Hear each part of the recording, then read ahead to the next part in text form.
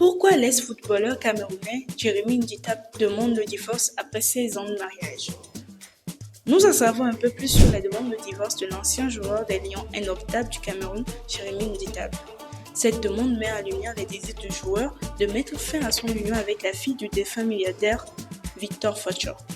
Jérémy Ndita évoque le mensonge comme l'une des raisons du divorce.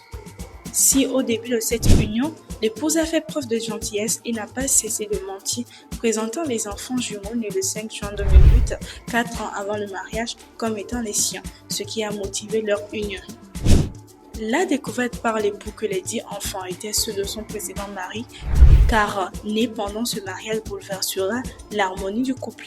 Plus grave, le test de paternité effectué le confirmera, obligeant son épouse à passer aux aveux.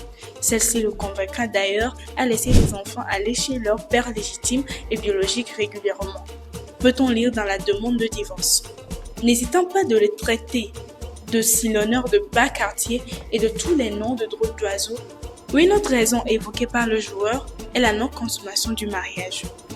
Dame Toukam s'est malgré tout transformée en épouse suffisante et belliqueuse, fermant à clé la chambre conjugale et obligeant son mari à dormir dans d'autres pièces des résidences conjugales. Il a été contraint de s'éloigner de la résidence du couple à la suite des menaces de la fille de son épouse, née de cette précédente union, qui a promis d'appeler la police s'il y mettait pied. Couvrant de toute injure et le traitant de tous les noms de drôles d'oiseaux sous l'indifférence complice de son épouse, précise la demande de divorce. Découvrir que les jumeaux ne sont pas les siens, alors qu'il les a élevés durant de nombreuses années, lui cause un véritable choc émotionnel et celui-ci sera aggravé par l'aptitude de Dame Toukam, qui n'a pas cru devoir lui apporter le moindre secours dans cette souffrance morale.